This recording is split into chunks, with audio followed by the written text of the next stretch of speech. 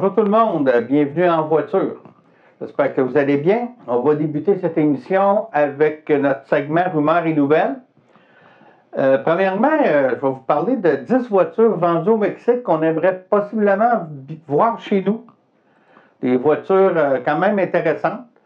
Une Chevrolet Tornado. Oh, c'est quoi ça? On dirait de ce qu'on appelait une voiture camionnette, là. Côté de la Colorado et du Silverado, la division mexicaine propose une troisième camionnette de petit gabarit.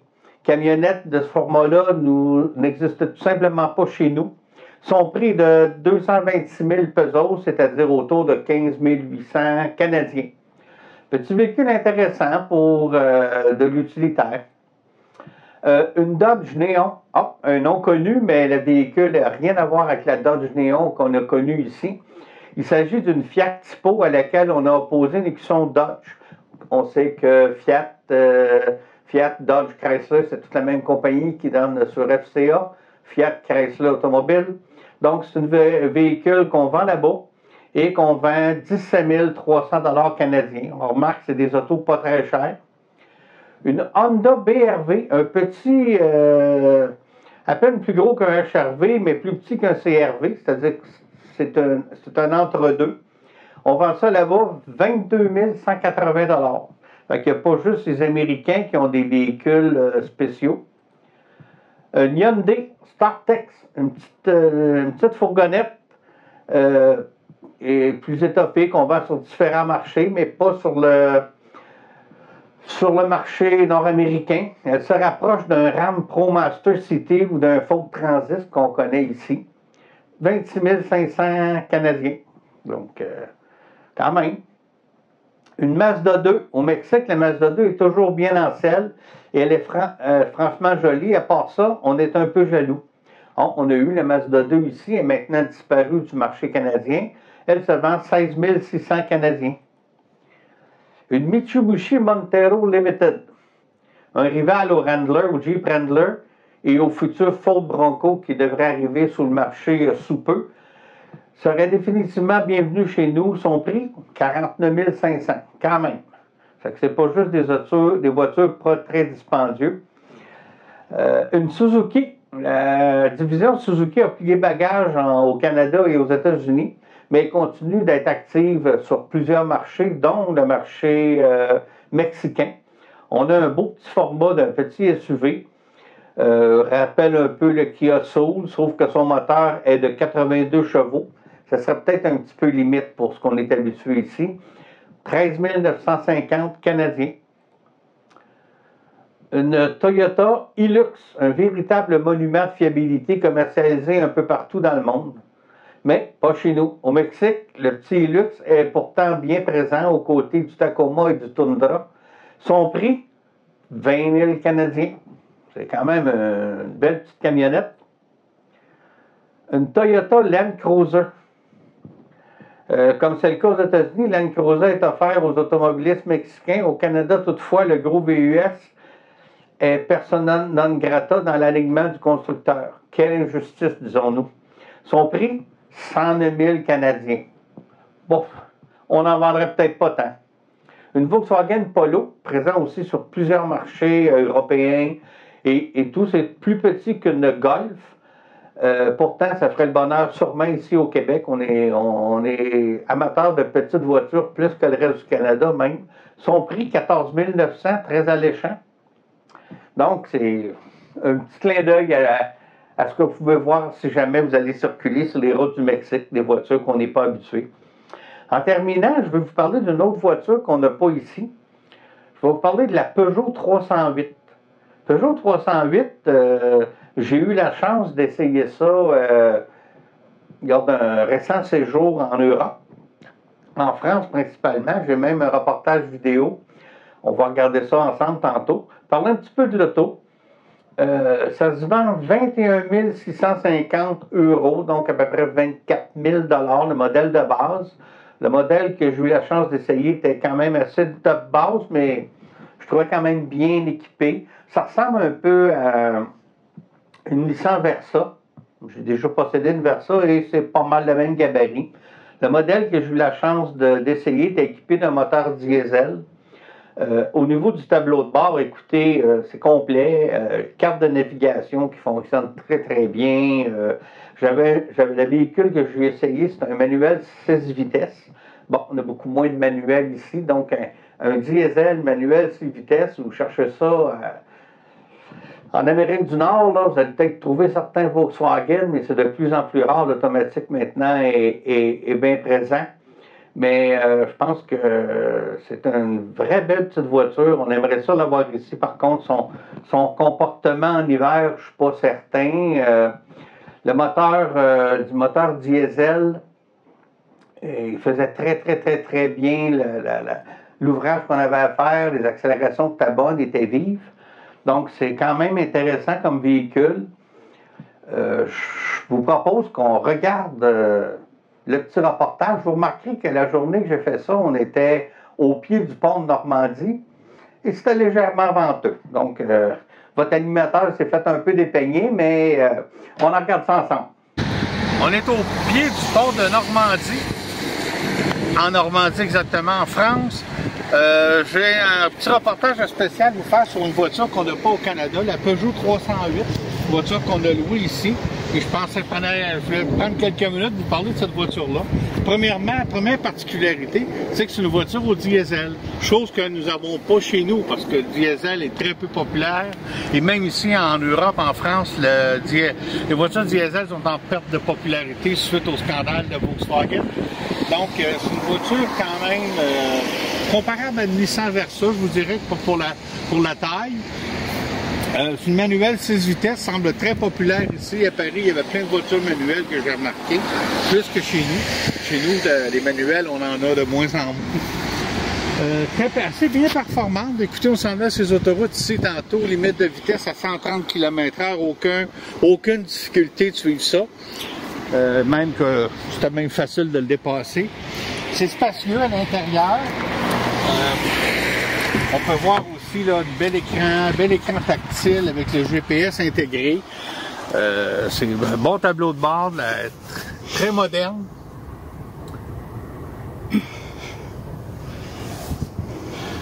Seul défaut que je pourrais dire, c'est le cruise control.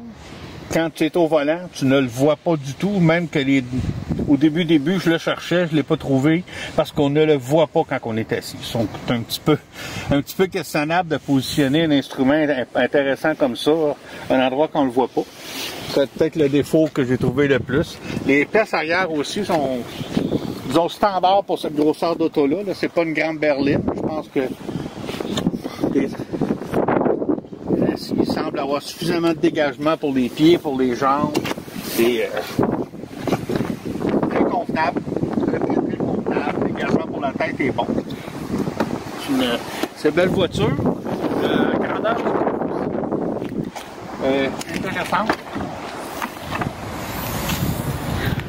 Regardez, on a quand même tous les bagages. Il reste encore amplement d'espace. On pourrait en avoir facilement le double. C'est une belle voiture. Peut-être se dire que ça serait bien d'avoir ça au Canada. Par contre, on ne connaît pas du tout le comportement de cette voiture-là en hiver.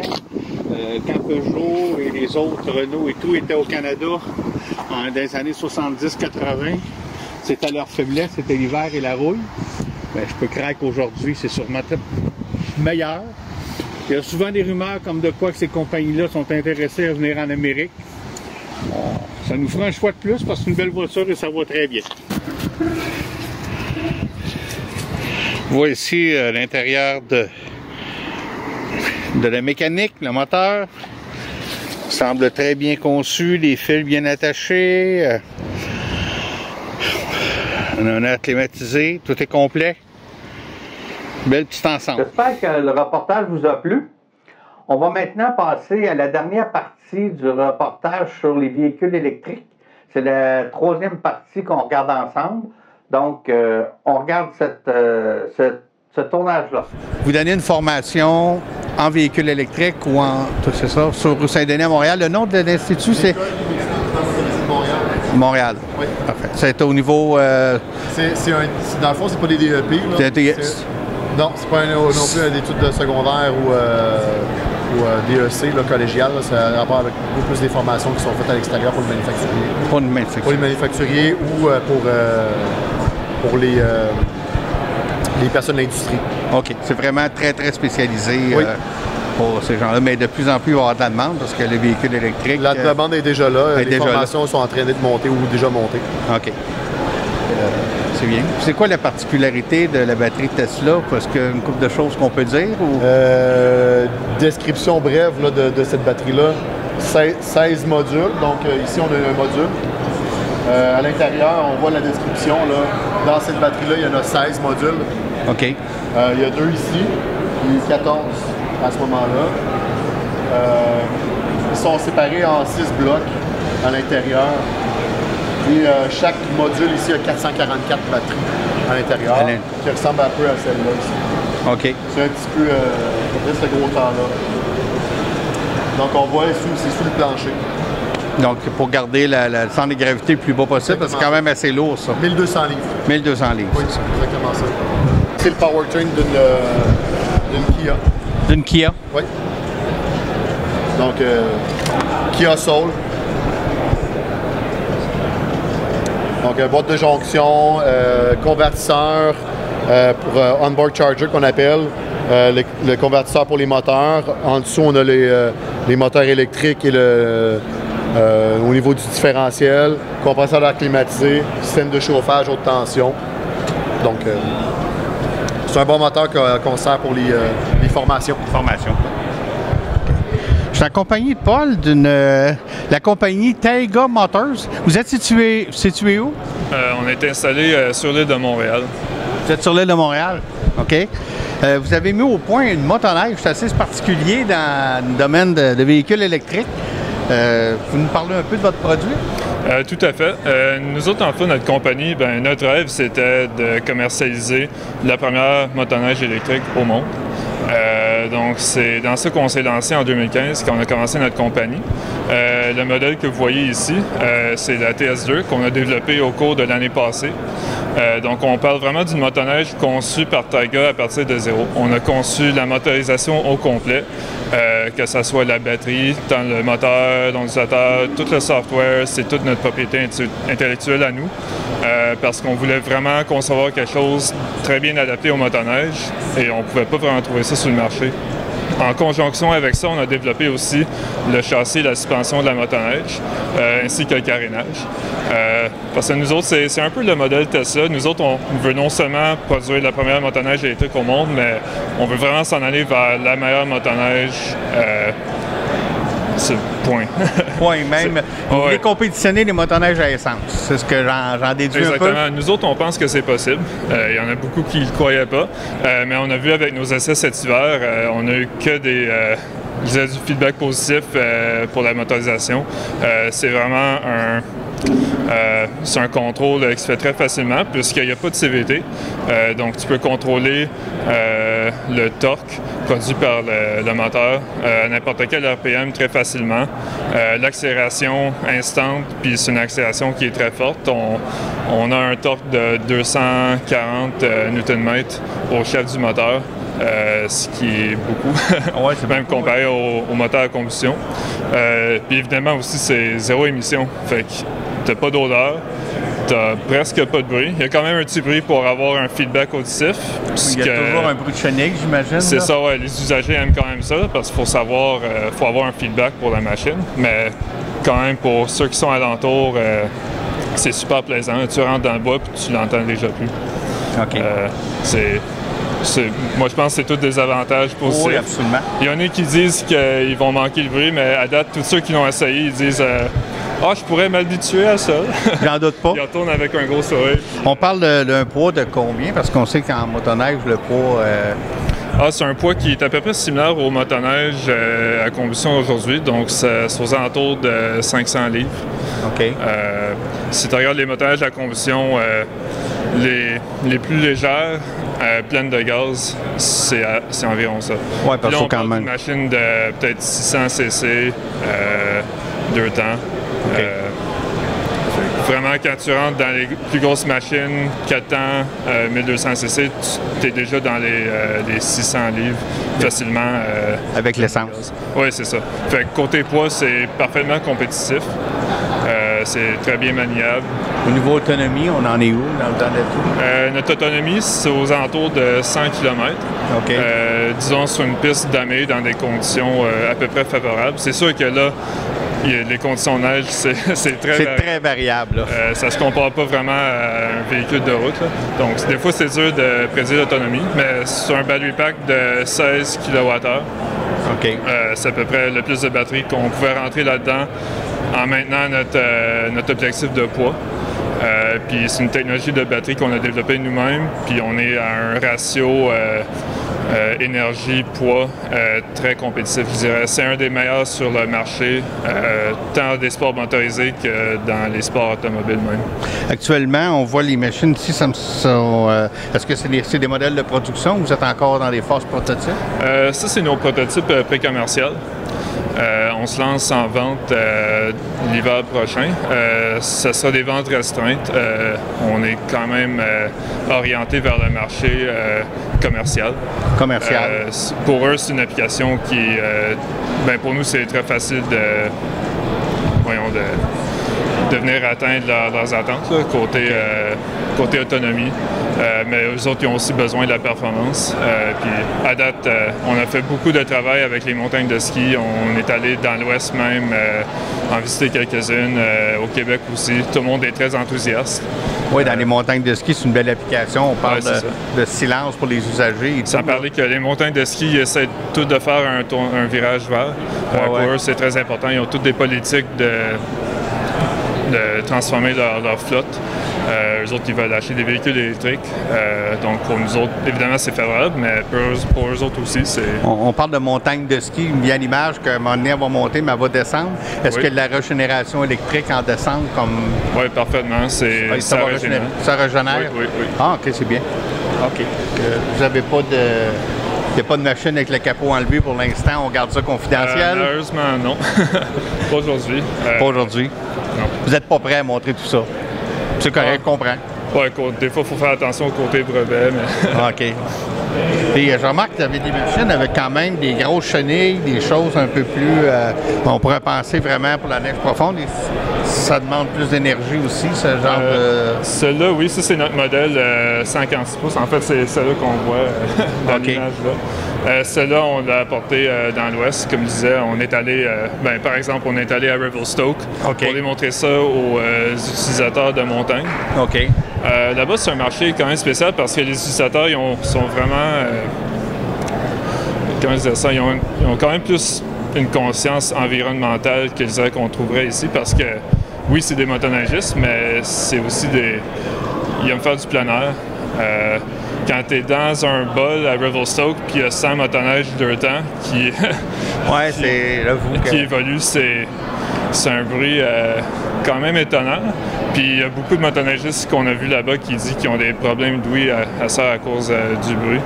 Fait que de pouvoir venir chercher la performance d'un moteur deux temps avec aucun bruit, pour eux, c'est génial. C'est génial. Puis en fait, il y en a beaucoup qui disent que l'autonomie qu'on a en ce moment, c'est bon pour eux.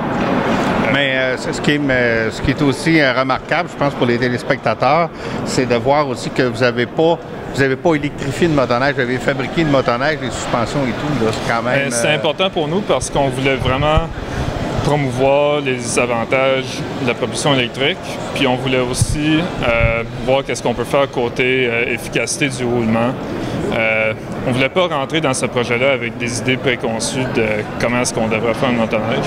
On préfère faire la nôtre à partir de zéro, voir qu'est-ce qui marche moins bien, appliquer des leçons sur ça, parce qu'on veut vraiment comprendre c'est quoi qui fait une bonne motoneige. OK. Puis la seule façon de faire ça, c'est... de faire votre motoneige. Exactement, oui. Ben, je vous souhaite un bon succès. On peut vous suivre sur Internet, j'imagine? Oui, tigermotors.ca. Ou bien Facebook, Moteur Tiger. OK, bien merci beaucoup. Bon succès. Je suis en compagnie de M. Morissette de la compagnie T-Rex, Campagna Motors, c'est Oui, ça? Campagna Motors, oui. OK. Vous êtes ici au Salon des véhicules électriques avec un T-Rex. On connaît le T-Rex. Ça fait quand même plusieurs années que le T-Rex est sur nos routes. Ça fait plus de 22 ans. Plus de 22 ans. C'est une moto à 3 roues avec une mécanique de motocyclette. Oui. Historiquement, un T-Rex, c'est drôle de dire ça ici, mais c'est un hybride entre l'auto et la moto. C'est un véhicule qui offre la stabilité d'une voiture, mais les performances d'une motosport. Donc, c'est un hybride.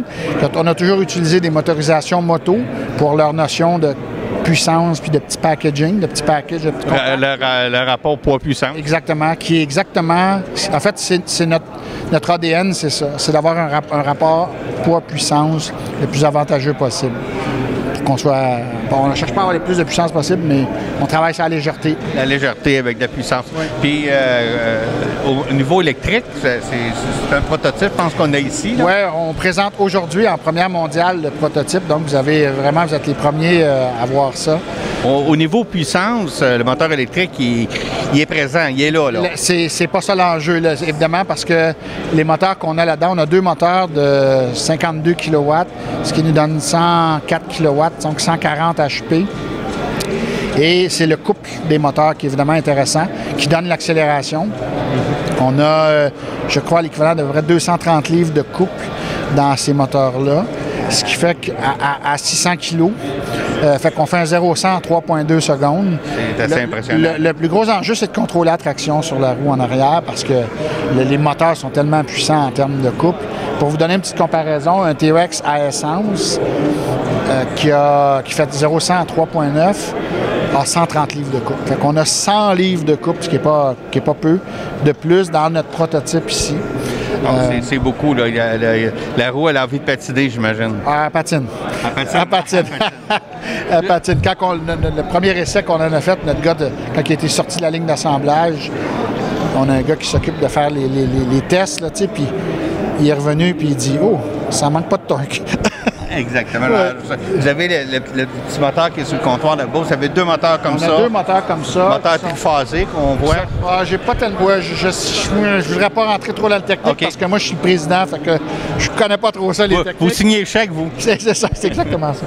Mais ces deux moteurs, ce qu'on fait, nous autres, on utilise des partnerships dans ces situations-là parce qu'on a du vécu et de la connaissance au niveau mécanique, au niveau électrique, puis au niveau motorisation à essence. Au niveau motorisation électrique, tout ça, c'est tout un autre vocabulaire, c'est tout un autre monde. Fait qu'on on préfère commencer nos premiers pas en partnership avec des gens qui connaissent ça.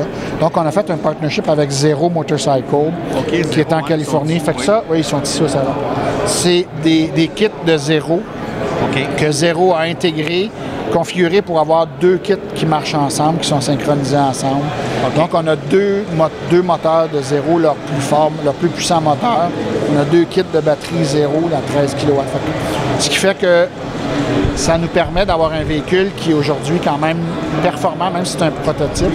Comme je disais tantôt, c'est un véhicule qui va faire 0-100 en environ 3,2 secondes, ce qui est déjà pas mal excitant. On a de l'espace en arrière pour packager des trucs.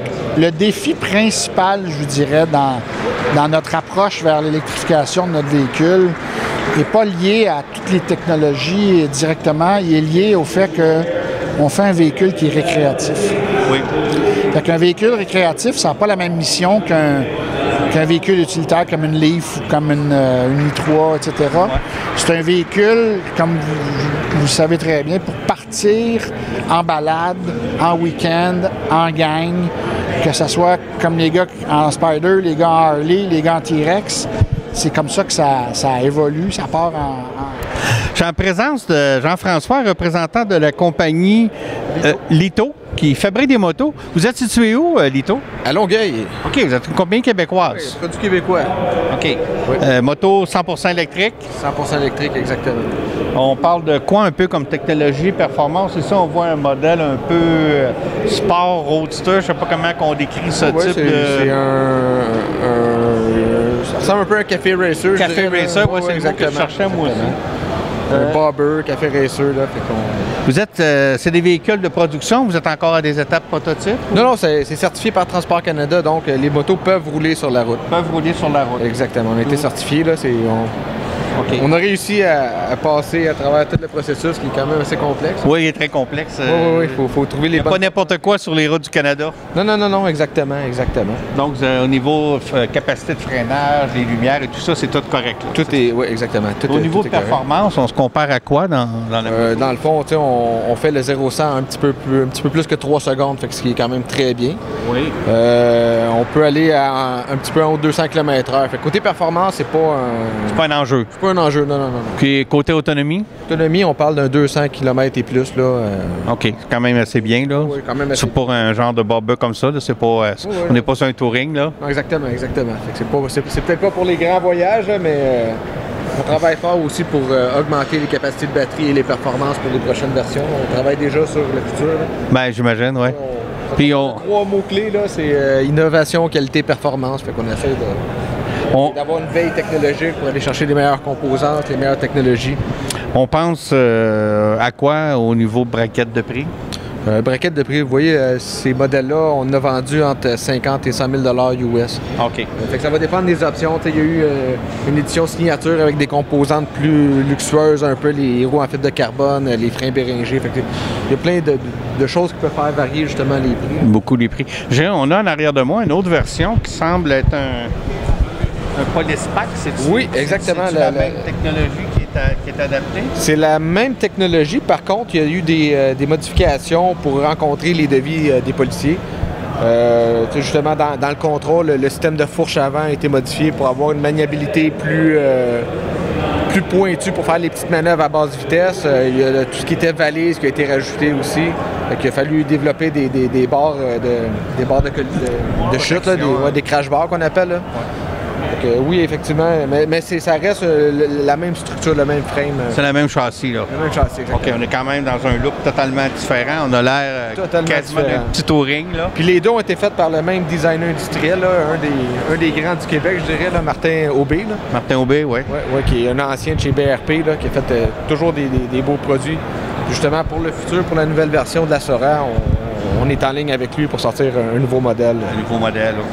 Ouais. Puis, est-ce que dans la version Polispack, que je pourrais prendre comme expression, est-ce que vous êtes déjà sur le marché aussi? Est-ce qu'il y a déjà... Oui, c'est ça. On est en projet pilote là, pour justement travailler sur l'évolution. Je vous souhaite que dans l'électrification des transports au Québec, la Sûreté du Québec soit votre premier client.